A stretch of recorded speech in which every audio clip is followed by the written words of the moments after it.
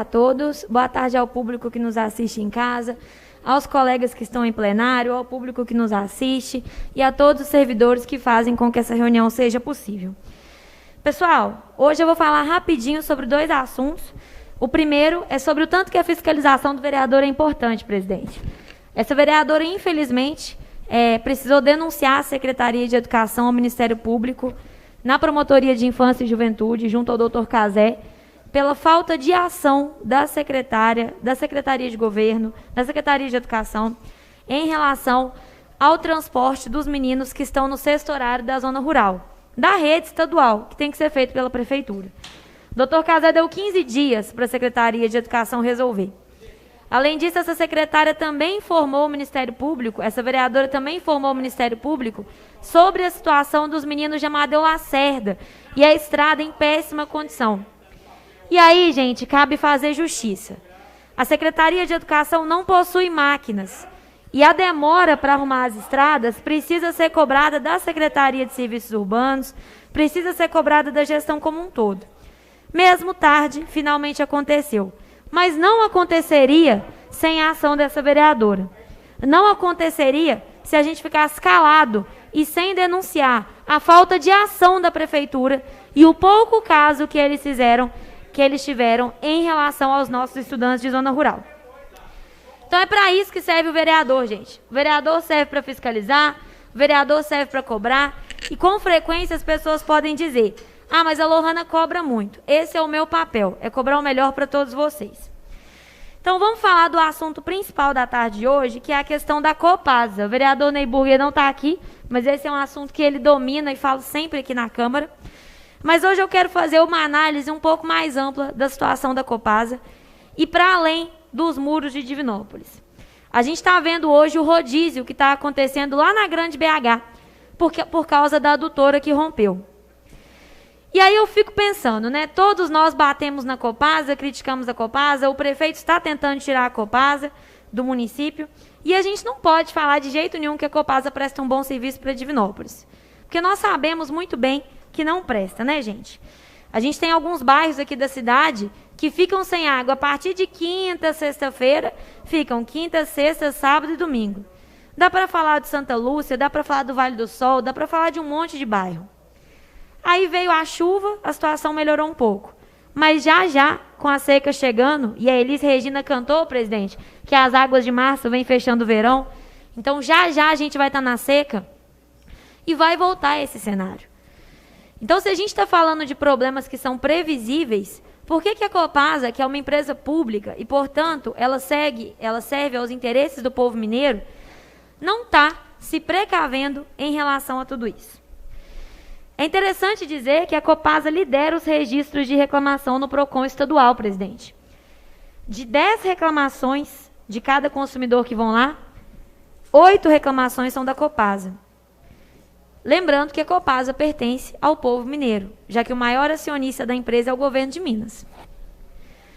Será que o governo de Minas, o governo da eficiência, um governo diferente, né, que foi falado que seria, está observando isso? Que a Copasa, pertencente ao governo de Minas, pertencente ao povo mineiro, é recorde de reclamações no PROCON? Parece que não. Enquanto os nossos microempreendedores do setor de alimentos, por exemplo, ficam o final de semana inteiro sem água, enquanto as pessoas que cuidam de casa, sejam maridos ou sejam esposas, ficam o final de semana sem água, enquanto a população tem que se organizar para lavar roupa, para cozinhar por causa dos rodízios, a Copasa distribuiu ano a ano, recorde de lucro e dividendo. Para vocês terem noção, gente, ano passado, a Copasa distribuiu mais do que o dobro em lucro para os acionistas do que ela fez de investimento em saneamento. Está muito claro que a Copasa parou de servir aos interesses do povo mineiro no momento em que o capital dela foi aberto. Cabe perguntar em que condições de trabalho os servidores da Copasa têm trabalhado. Cabe perguntar se todos os materiais que eles precisam têm sido comprados. Em novembro, presidente, os servidores da Copasa fizeram uma manifestação na frente da Assembleia, porque eles estavam há 925 dias sem reajuste salarial. Isso dá mais de 3 anos. A gente está num cenário em que o governo de Minas, que é muito marqueteiro e pouco de trabalho, e ruim de trabalho, tem falado para todo lado que a Copasa é ineficiente. E isso é um projeto. Ela, de fato, está ineficiente. Ela tem sido tornada ineficiente. Todo mundo que está assistindo pode reparar. Ano após ano, o serviço da Copasa está pior.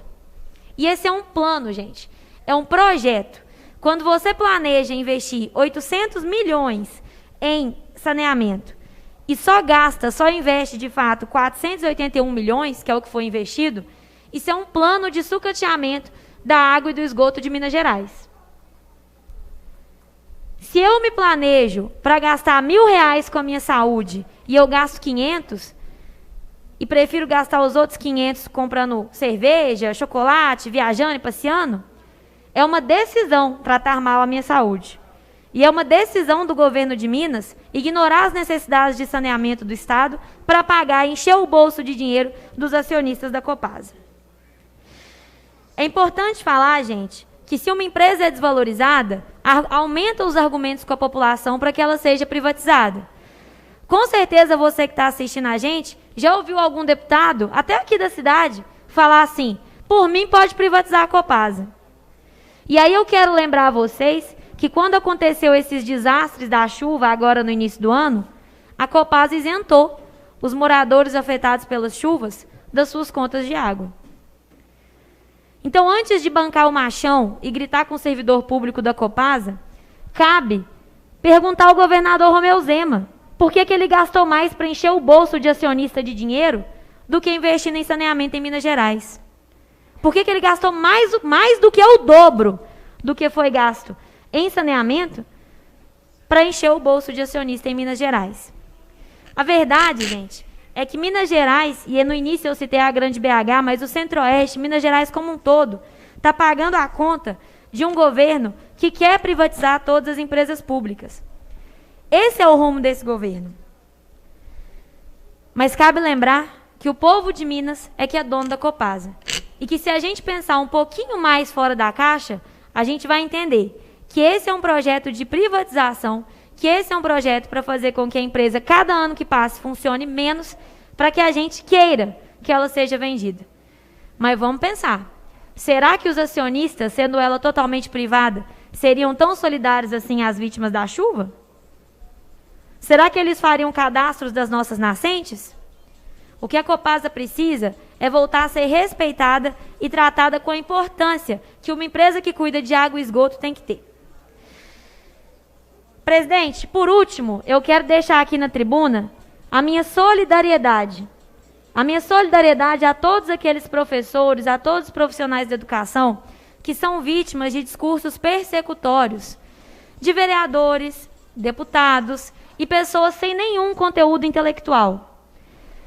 A última polêmica da cidade envolve um livro aprovado pelo Plano Nacional do Livro Didático. As discordâncias sobre o conteúdo do plano são legítimas e devem existir, presidente, mas elas devem ser feitas nas instâncias apropriadas, que estão no governo federal.